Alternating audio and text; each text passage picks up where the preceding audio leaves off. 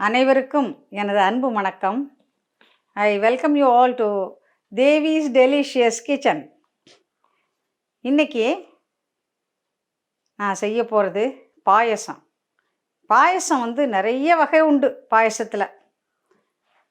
ஆனால் நான் செய்ய போகிறது அம்பாளுக்கு ரொம்ப பிடிச்ச, அம்பாளுக்கு நைவேத்தியம் பண்ணக்கூடிய எல்லா இனக்கிழமும் புரிந்த அந்த பால் பாயசம் என்பது தான் நான் இன்றைக்கி பண்ண போகிறேன். அம்பாளுக்கு பாயசம் பண்ணும் பொழுது எல்லாரும் தெரிஞ்சுக்க வேண்டியது ஒன்று, அரிசி, பால், பருப்பு இதை மூணையும் தான் யூஸ் பண்ணி பாயசம் பண்ணணும். வெல்லமோ சர்க்கரையோ ஏதோ ஒன்று. ஆனால் மற்ற இதெல்லாம் இந்த சேமியா, ஜவ்வரிசி இதெல்லாம் சாமிக்கு நைவேத்தியம் பண்ணக்கூடாது. ஏன்னா சாமியினுடைய ஏற்றுக்கொள்ளக்கூடிய அந்த நியதிகளெல்லாம் முன்னோர்கள் வகுத்திருக்காங்க. அதுபடி பார்க்குற பொழுது அரிசியில் பருப்பு உபயோகித்து அல்லது தேங்காயை உபயோகித்து பாயசம் செஞ்சு நம்ம சாமிக்கு நைவேத்தியம் பண்ணலாம். இந்த ஆடி வெள்ளி, தை வெள்ளியிலலாம் பால் பாயசம் பண்ணி சாமிக்கு நைவேத்தியம் பண்ணுவாங்க. இன்னொன்று, எல்லா பாயசமும் இருந்தால் கூட எல்லாருக்கும் பிடிச்ச பாயசம் ஒன்றுன்னா அது பால் பாயசம்தான். ஏன்னா ஏதாவது ஒரு விசேஷம் நடக்க போகுது, இல்லை ஏதாவது வெற்றி அடைஞ்சிட்டாங்க, இல்லை ஏதாவது சக்ஸஸ் ஆகிட்டுதுன்னா உடனே என்ன சொல்லுவாங்க, பால் பாயசம் வையுமா இன்றைக்கி அப்படின்டுவாங்க. அதனால் பால் பாயசங்கிறது அவ்வளோ விசேஷமானது. அதை நல்ல முறையில் கொஞ்சம் இன்னோவேட்டிவாக நான் உங்களுக்கு செய்ய போகிறேன். வாங்க அந்த சமையல் வீடியோக்குள்ளே நம்ம போகலாம்.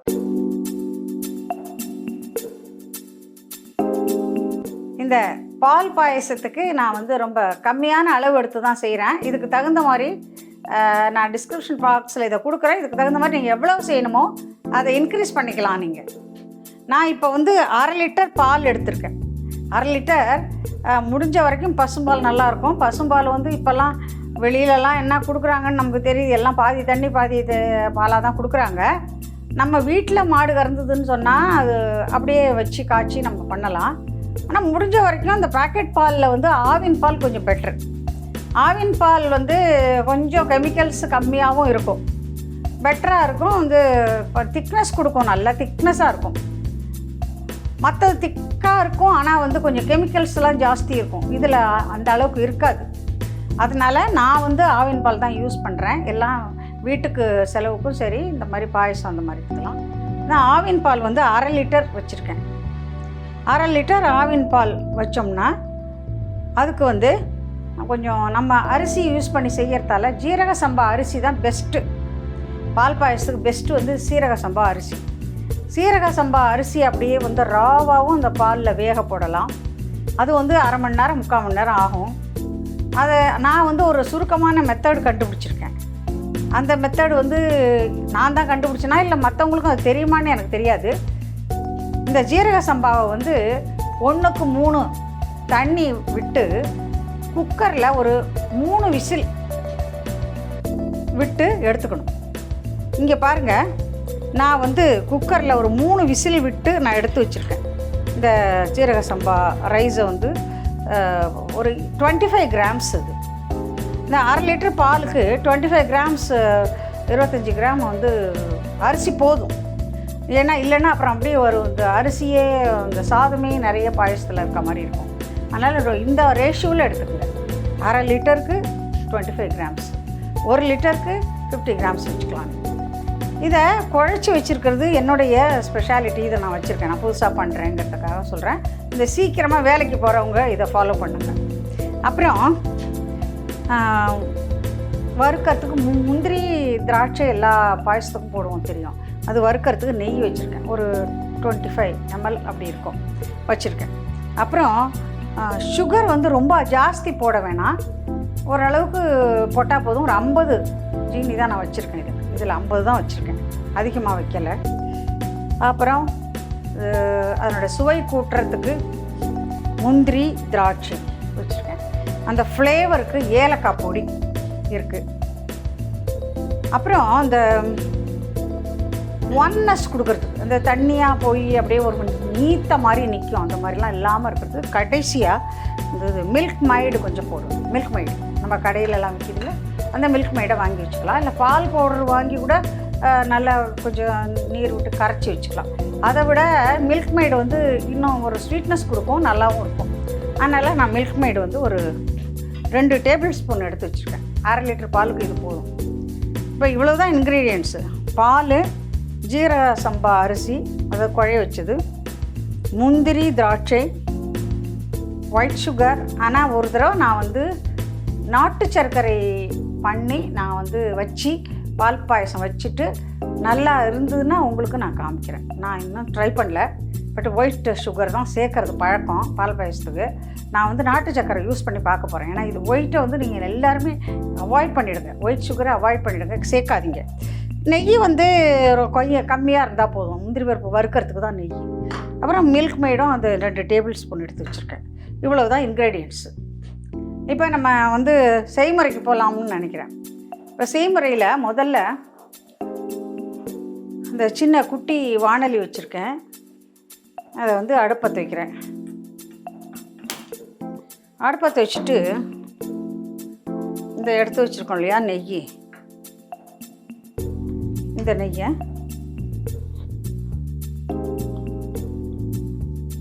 நம்ம எடுத்து போடுவோம்.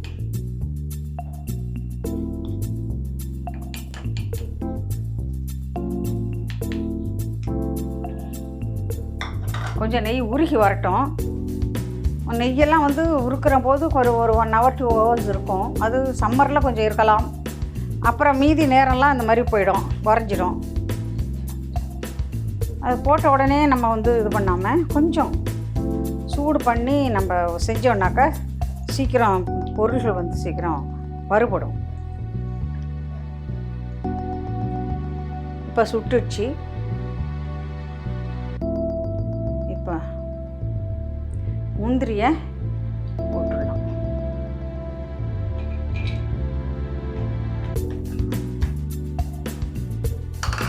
முந்திரி இல்லாத ஸ்வீட்டே கிடையாது, தெரியும் உங்களுக்கெல்லாம். பெரியவங்கெல்லாம் அந்த வயசானவங்கெல்லாம் வந்து இந்த பாயசத்தில் முந்திரி பருப்பு எங்கன்னு தேடிட்டு இருப்பாங்க. சின்ன பிள்ளைகளும் தேடும், இருந்தாலும் அவங்கள சாப்பிடக்கூடாதுன்னு எல்லாம் சொல்கிறதால அவங்க தேடி தேடி சாப்பிடுவாங்க. ஸ்வீட்டே சாப்பிடக்கூடாது, நிறைய பேருக்கு சுகர் இருக்கும், இல்லைன்னாலும் முதுமையில் சாப்பிடக்கூடாதும்பாங்க. இருந்தாலும் வந்து அவங்க அதை விட மாட்டாங்க. இது நிதானம், கொஞ்சம் லேட்டாக தான் ஆகும். நிதானமாக இருந்தால் யூனிஃபார்மாக வந்து ப்ரௌன் ஆகும், யூனிஃபார்மாக கோல்டன் கலர் வரும். அதனால் நம்ம வந்து கொஞ்சம் யூனிஃபார்மாக வர்றதுக்காக ஸ்லோ பண்ணுறோம். அவசரமாகலாம் இதை பண்ணக்கூடாது. இந்த பதம் போதும். இந்த பதத்தில் பவுலில் மாற்றிப்போம். திராட்சை போட்டோம். இந்த திராட்சை வந்து வறுக்கிறது எனக்கு ரொம்ப இன்ட்ரெஸ்டிங்காக இருக்கும், எனக்கு பிடிக்கும். என்னென்னா அந்த திராட்சையை பார்க்கும்போது பரிதாபமாக இருக்கும். முதல்ல இங்கே பாருங்கள், சுருங்கி போய் கிடக்கும். அப்புறம் பார்த்திங்கன்னா வதக்க அப்படி குண்டாக வந்துடும். அது வந்து பார்க்குறதுக்கு எனக்கு ரொம்ப பிடிக்கும். அது எப்படி இருந்தானா இப்படி ஆகிட்டானுங்கிற மாதிரி சொல்கிற மாதிரி இருக்கும் எனக்கு. இங்கே பாருங்கள், இது எப்படி வந்துட்டுருக்கு பாருங்கள். Just observe, this is very interesting. பார்த்தீங்களா, எல்லாம் வந்துருச்சு. யம்மி. அவ்வளோதான், போச்சு. எல்லாம் பெருசாக வந்துட்டாங்க, போதும். அதில் நம்ம 1/2 லிட்டர் பால் இந்த இது ப்ரிப்பரேஷனுக்கு நான் எடுத்துருக்கேன். ஆவின் பால், இது ஆவின் பால் நல்லா திக்காக இருக்கும். இது வந்து வெளியில் பால் வாங்கினீங்கன்னு வச்சுங்க, பசும்பால்னு ஒன்று கொண்டாந்து கொடுப்பாங்க, ஒரு திரவம் வெள்ளையாக மட்டும்தான் இருக்கும். அதை பார்த்தீங்கன்னா அவ்வளோ தண்ணி. அதெல்லாம் இதுக்கு யூஸ் பண்ணாதீங்க, இந்த மாதிரி பண்ணுங்க. ஆவின் பால் is better of all the packet milk ரகத்தில். ஆவின் பால் வந்து பெட்டராகவும் இருக்கும், வந்து வாசனையாகவும் இருக்கும் சாப்பிட்றதுக்கு. பாலாக சாப்பிட்டோம்னா வாசனையாக இருக்கும். இது நல்லா சுட்டு நல்லா பொங்கி வரட்டும். வர வரைக்கும் நீங்கள் நல்ல ஃப்ளேமை நல்லா ஹையாக வச்சுக்கலாம். இப்போ வந்து பாருங்கள், இப்போ ஆக்சுவலாக கொதி வருது, சின்ன கொதின்னு சொல்லுவாங்க. இதை சின்ன கொதி வருது. இது பாலுங்கிறதால நீங்கள் என்ன பண்ணணுன்னா இதை வந்து விடாமல் கிளறிட்டு இருக்கணும். இப்போ வந்து நான் ஸ்லோ பண்ணிடுறேன், ஏன்னா பால் கொதிச்சிடுச்சு. நான் ஸ்லோ பண்ணுறேன். அப்புறம் இந்த ரைஸ் குழைச்சது, ஜீரக சம்பா ரைஸ் குழைச்சது இருக்கு இல்லையா, அதில் கொஞ்சம் பாலை விட்டு ஹோமோஜினைஸ் பண்ணி காமிக்கிறேன் உங்களுக்கு. பால் பாட்டுக்கு இருக்கட்டும். இதை வந்து இந்த மாதிரி ஸ்பூனாலேயோ அல்லது கரண்டியாலேயோ இதாலேயோ இதை அப்படியே ஒன்றாக்கணும். இந்த குழஞ்ச சாதமும் பாலும் பாலில் வெந்தால் எப்படி இருக்குமோ அந்த மாதிரி ஒரு ஃபார்முக்கு நீங்கள் கொண்டு வரணும். அப்படியே தயவுசெய்து வந்து குழைச்சி வச்ச சாதத்தை அப்படியே கொட்டிடாதீங்க பாலில். It will take a different form. நீங்கள் இங்கே பார்க்கலாம். இப்போ இந்த ஃபார்மில் வந்து நீங்கள் இந்த சாதத்தை மாற்றிக்கிட்டு இந்த சாதத்தை இதில் இந்த ஹோமோஜினியஸ் மிக்சரை இதில் கொஞ்சம் கொஞ்சமாக ஊற்று.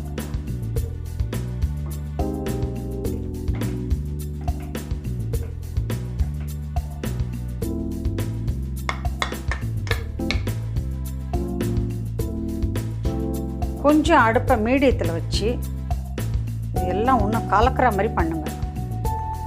எப்படின்னா இந்த பால் வாசனை வரும். சாதாரணமாக பால் காய்ச்சிக்கிட்டு இருந்தீங்கன்னா பால் வந்து நல்லா காஞ்சிடுச்சுன்னா ஒரு வாசனை வரும். அந்த வாசனை வந்ததுன்னா அதுதான் பதம் அப்படின்னு நீங்கள் தெரிஞ்சுக்கணும். எல்லாத்துலேயுமே ஒரு முறையை கையாண்டுக்கிட்டு நம்ம சமையலில் பண்ணோன்னா எல்லாமே ரொம்ப டெலிஷியஸாக வரும். பால் உர ஊற்றி தயிராக ஆக்கிறதுல கூட ஒரு ப்ரொசீஜர் இருக்குது. அதை நான் இன்னொரு நாளைக்கு உங்களுக்கு நான் செஞ்சு காட்டுறேன். 50 கிராம் வந்து இவருக்கு போதும், இவ்வளோ ஜீனி போதும்.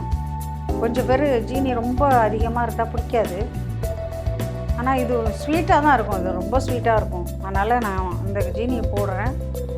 இது நீங்கள் குறைச்சிக்கணுன்னா அது depends on your wish and will. நீங்கள் வந்து குறைச்சியும் போடலாம், கூடியும் போடலாம். இனிப்பு ஜாஸ்தியாகவும் இருக்கும், குறைச்சலாம் இருக்கும். இந்த ஜீனியை 50 இருக்கும், 15 கிராம்ஸ் இருக்கும்.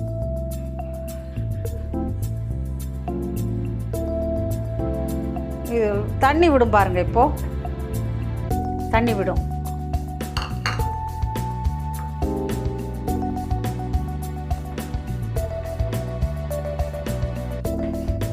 இந்த ஜீனியில் இருக்க ஏதாவது கருப்பு இதெல்லாம் இதில் வந்துடுது பாருங்கள்.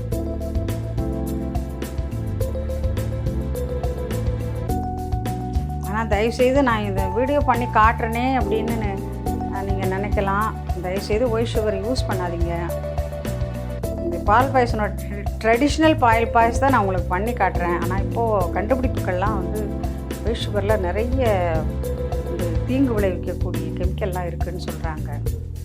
நான் இதே பால் பாயசத்தை இன்னொரு வீடியோவில் உங்களுக்கு நாட்டு சர்க்கரை போட்டு செஞ்சு காட்டுறேன். இந்த ஜீரக சம்பா ரைஸுக்கு பதிலாக பாஸ்மதி ரைஸும் போட்டாலும் நல்லாயிருக்கும். இதுதான் சுவை. இந்த பால் பாயசத்துக்கு ரொம்ப சுவையாக இருக்கக்கூடியது. அரிசி போடலாம், எந்த விதமான அரிசியும் போடலான்னு சொன்னால் கூட ஜீரக சம்பா ரொம்ப பெஸ்ட்டாக இருக்கும். அடுத்த பெஸ்ட்டு வந்து பாசுமதி. இந்த ரெண்டில் ஒன்று. இன்னும் கொஞ்சம் தானே போட போகிறீங்க. இப்போ 1/2 லிட்டர் பாலுக்கு ஒரு 25 கிராம் போட்டேன். அது ஒன்றும் அதிகமாக நிறைய செலவு அப்படின்லாம் நீங்கள் சொல்ல முடியாது. அது வந்து ஒரு பார்ட்டு தான் உங்களுக்கு அது. இப்போ வந்து நம்ம வாசனை ஊட்டி அப்படின்னு சொல்லக்கூடிய the particle with the thing which gives aroma to all the sweets. இது வந்து ஏலக்காயை பொடி பண்ணி வச்சுருக்கேன். அதை வந்து இதில் போடுறேன்.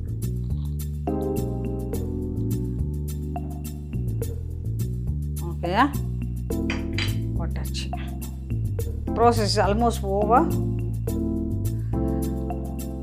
பால் பாயசத்துக்கு வெறும் ஏலக்காய் மட்டும்தான் போடுவேன்.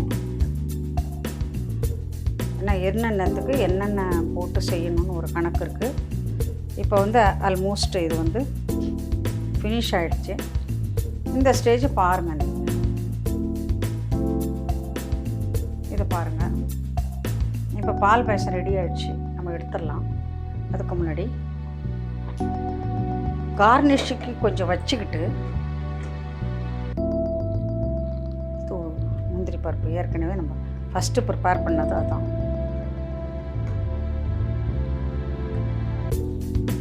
கொஞ்சம் திராட்சை, இது எல்லாத்தையும் தான் போட போகிறோம். அதுக்கப்புறம் கார்னிஷிங்க்கு கொஞ்சம் போட போகிறோம். ஏன்னா because we are making a video show of this ப்ரிப்பரேஷனுங்கிறதால. அப்புறம் இதை ஸ்லோவில் வச்சுட்டேன் நான். அப்புறம் இந்த திக்னஸ் கொடுக்கும், ஸ்வீட்னஸ் வருங்க. அப்படி போடுங்க, அப்படி கோலம் மாதிரி போடுங்க, அப்படி கோலம் மாதிரி.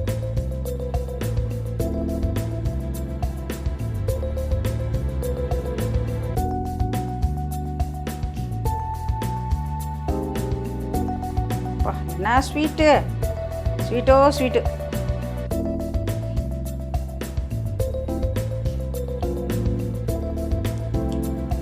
ஓகேயா, ஓகே.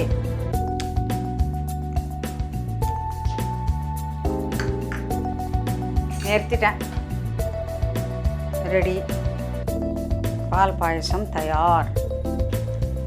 பால் பாயசம் ரொம்ப சூப்பராக வந்திருக்கு, வெள்ளை வெளியேர்னு இருக்கு. முந்திரி திராட்சையெல்லாம் அப்படியே மிதந்துக்கிட்டு இருக்கு. மில்க் மேடு அங்கங்கே அப்படியே புள்ளி புள்ளியாக இருக்குது. பார்க்கும்போதே ஆசையை தூண்டுது, சாப்பிட்ணுங்கிற ஆசையை.